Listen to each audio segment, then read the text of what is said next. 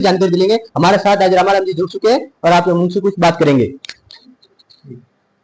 नमस्कार। नमस्कार सर, आपको मंच पर आमंत्रण किया गया था? मुझे गरबा मंडल के आयोजन समिति ने आमंत्रित किया था। मैं वहाँ गया था। ये मार्केट का गरबा मंडल आयोजित हो रहा था, तो मैं वहाँ बैठा रहा। तब जोगेश्वर जी गर्ग वहाँ आए और मैं उनसे मिला, सम्मान लिया, उनके पैर छुए।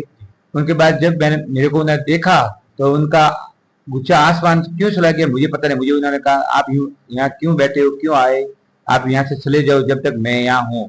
फिर मैं वहां से रवाना हो गया।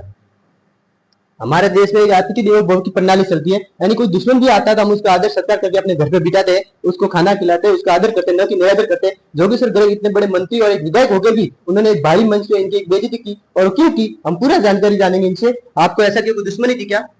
मेरी कोई दुश्मनी नहीं है। वो जनप्रतिनिधि, मैं विचारधारा को लेकर कभी बात हुई, हम मुद्दों से बात करते हैं, पर उन्होंने उनके अंदर सत्ता का घमंड है।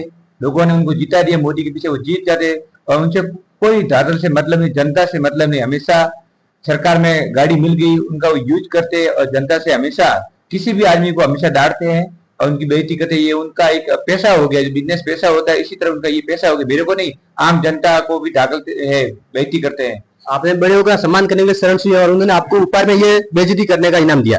मेरा संस्कार वाला लड़का हूँ अभी, तो सभी का सम्मान करता है। ये मेरा धर्म है, मेरे परिवार द्वारा दिए हुए संस्कार है, तो मैंने उनका सम्मान किया है।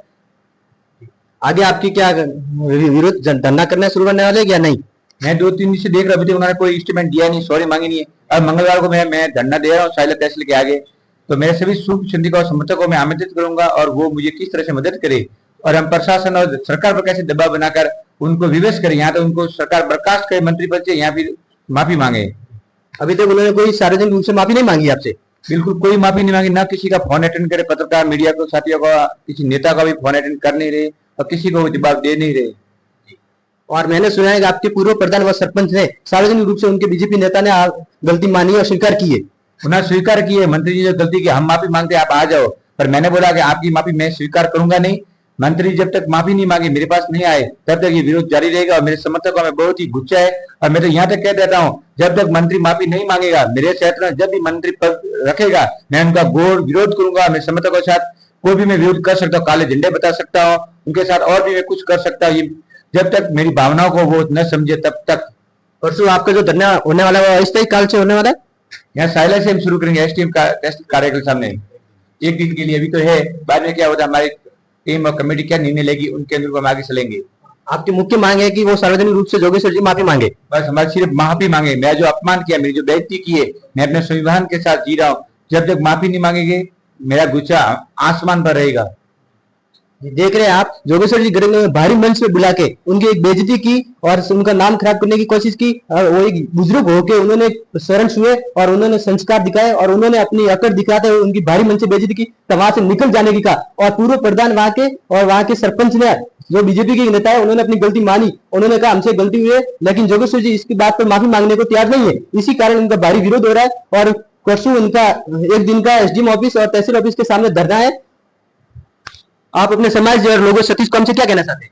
मैं अभी मैं समाज से, सतीश कौम से, सभी धर्मसभा कांग्रेस के नेताओं कार्यकर्ताओं में अपील करना चाहता हूँ कि आप लोग मेरी मदद करने के लिए आप जरूर साइला पधारे। मैं हमेशा आपके बीच में रहा, आपके साथ खड़ा रहा, सुख और दुख में। तो मैं आपसे निवेदन करता हूँ, कभी आप मेरे लिए भी एक दिन यहाँ आया, मुझे भी मजबूती प्रदान करे। और जोगेश्वर जी गर्ग को पता चलना चाहिए रामाराम स्वामी के पीछे जनता है और ये दादर से जुड़ा हुआ कार्यकर्ता है, सेवक है और किसान पुत्र है और ईमानदार है। उनके साथ हमेशा आमजन के हितेश के रूप में काम करता है।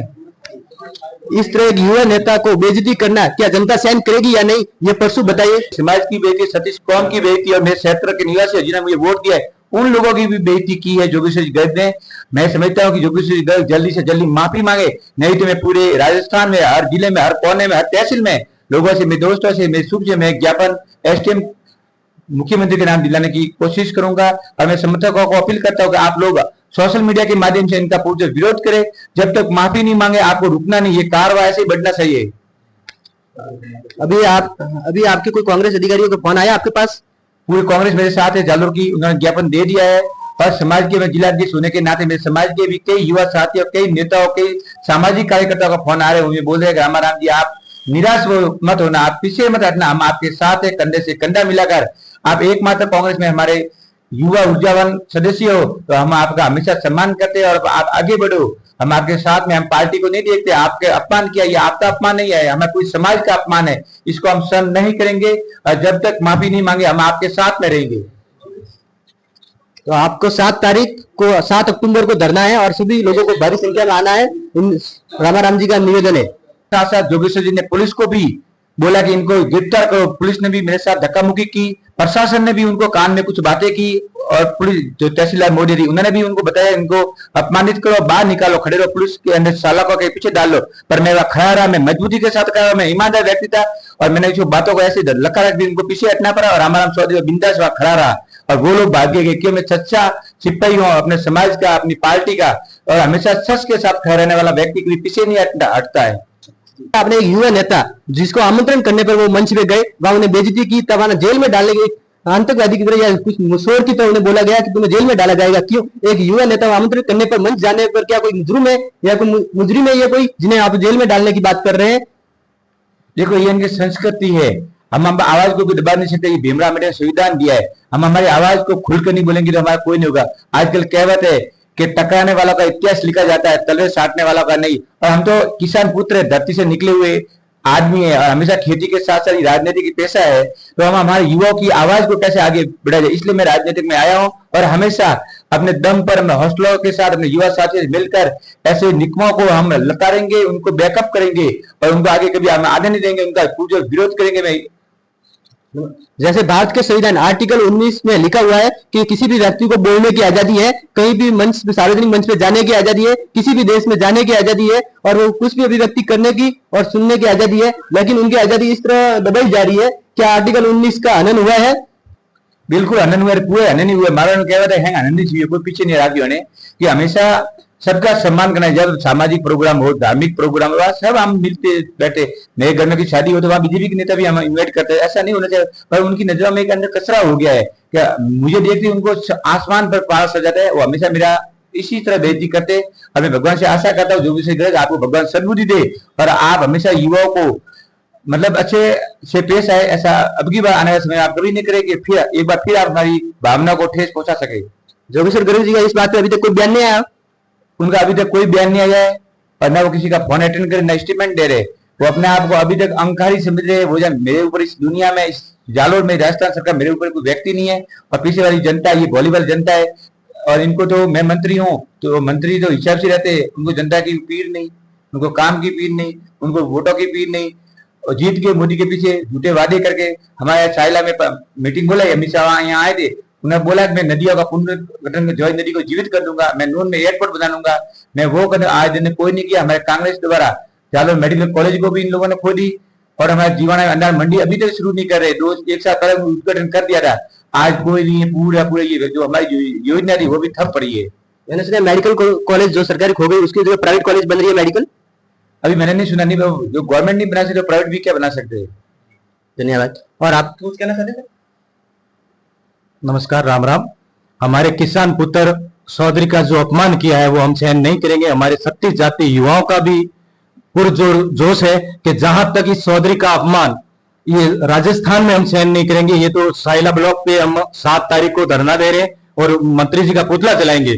मंत्री जी अभी वर्तमान में लाल बत्ती के घमंड में इतने आह्वान है कि इनको पता ही नहीं है कि क्षेत्र में क्या हो रहा है और क्या नहीं हो रहा है। आज आप देखिए बिन मौसम बारिश हुई है, किसानों की फसलें नष्ट हो गई है, वहां उनको समय नहीं है। इनको तो सिर्फ लाल बत्ती का आगे एस्कॉर्ट चाहिए और पीछे यहाँ का जो प्रशासन है उनको साथ में लेके घूमने का शौक है। उन शौक के अंदर अपने हिंदू रीति रिवाज के अंदर जहाँ कार्यक्रम में ये गए थे समापन, वहां हिंदू परिवार के अंदर ही हिंदू का सम्मान नहीं करके और हिंदू का अपमान करना, ये इस बीजेपी के खून में भरा हुआ है। सिर्फ हिंदू के नाम पे ये वोट लेते हैं, बाकी हिंदू का सम्मान और अपमान इनके दिल में कहीं नहीं है। सिर्फ ये अपमान चौधरी का नहीं है, ये 36 जाति का अपमान है और इस अपमान के लिए हम धरने पे बैठेंगे।